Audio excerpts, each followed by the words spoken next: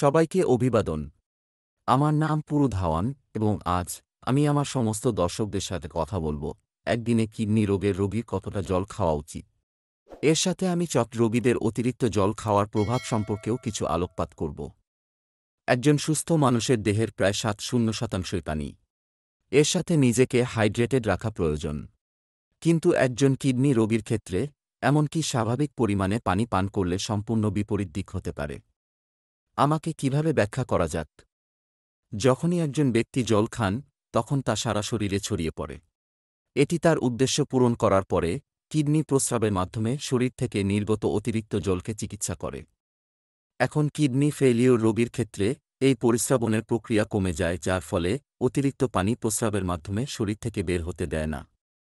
এখান থেকেই সব সমস্যার শুরু। অতিরিক্ত পানি শরীর থেকে বের হতে না পারার কারণে এর জমে প্রায়শই প্যারেল শোথ, নিউমোনিয়া, উচ্চ রক্তচাপ এবং এমনকি শ্বাসকষ্ট হয়। প্রায়শই আমরা দেখি যে কিডনি রোগীদের শুরুতে তাদের পায়ের নিচের অংশ ফুলে যায়। এখন ভীতিকর অংশের জন্য, যখন আপনি আপনার পায়ে জল ধরে রাখতে দেখেন, তখন এই তরলটি একজন ব্যক্তির ফুসফুসে যেতে বেশি সময় নেয় না, যা অনেক পরিস্থিতিতে ডুবে যাওয়ার মতো অনুভূতিকে উদ্দীপিত করতে পারে। এখন মূল প্রশ্নে আসি, একজন কিডনি রোগীর কতটা পানি পান করা উচিত?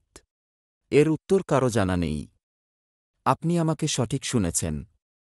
প্রায়শই আমি আমার রোগীদের পানি খাওয়ার পরিমাণ সম্পর্কে অন্যান্য রোগীদের সাথে নিজেদের তুলনা করতে দেখি।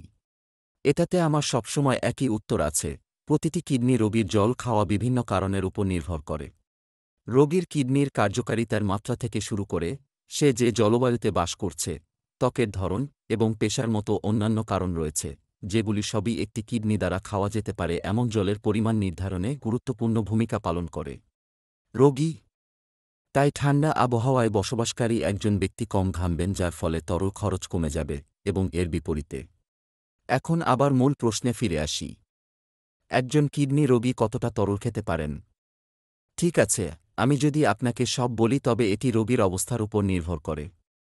হ্যাঁ, আমাকে বিস্তারিত বলতে দাও। যদি কোনো রোগী তার পায়ে জল ধরে রাখার সমস্যায় ভুগছেন, তাহলে এর অর্থ হল শরীরে ইতিমধ্যেই অতিরিক্ত পরিমাণে জল রয়েছে। এই পরিস্থিতিতে আমার সমস্ত দর্শকদের প্রতি আমার পরামর্শ হল প্রতিদিন 100 মিলিলিটারের বেশি জল খাওয়া উচিত নয়। এর সাথে সেই রোগীর আরও প্রস্রাব করাও গুরুত্বপূর্ণ হয়ে ওঠে, যাতে অতিরিক্ত তরল কম সময়ের মধ্যে ফেলে দেওয়া যায়। অন্যদিকে কিডনি রোগীর মধ্যে যদি পানি ধরে না থাকে, তবে আমার পরামর্শ হবে পানি খাওয়ার সময় অতিরিক্ত সতর্কতা অবলম্বন করা। আমি সাধারণত আমার রোগীদের বলি একবারে 100 মিলিলিটারের বেশি জল না খেতে, এবং যখনই তৃষ্ণার অনুভূতি হয় তখন প্রক্রিয়াটি পুনরাবৃত্তি করুন। একজন ব্যক্তির তৃষ্ণা অনুভব করা সম্পূর্ণ স্বাভাবিক, কারণ এটি একটি ইঙ্গিত যে তরলের মাত্রা স্বাভাবিকের তুলনায় কম। এর কিছু সাধারণ লক্ষণ হল শুকনো ঠোঁট এবং কথা বলতে অসুবিধা। এই ধরনের পরিস্থিতিতে একজন কিডনি রোগী 5-10 মিনিটের পরে আরও 100 মল খেতে পারেন, যা নিশ্চিত করবে যে তরলের মাত্রা বাড়বে না এবং তৃষ্ণা কেটে গেলে অনুভূতি হবে। এই অনুশীলনটি কতটা তরল খাওয়া হয়েছে তার উপর একটি ট্যাব রাখার প্রয়োজনীয়তাও সরিয়ে দেয়, কারণ বিরতিতে অল্প পরিমাণে পান করা কোনো তরল জমা হতে দেবে না। আমাকে এটা সহজ করা যাক। আমার পরামর্শ অনুসরণ করার সময় তরল জমা বন্ধ হওয়ার 2টি কারণ রয়েছে। প্রথমত, রোগী যখনই তৃষ্ণা অনুভব করে তখনই জল খায়, এবং কারণ জল বিরতিতে খাওয়া হয়, এটি শরীরকে প্রস্রাব তৈরি করতে এবং বাইরে ফেলে দেওয়ার সময় দেয়।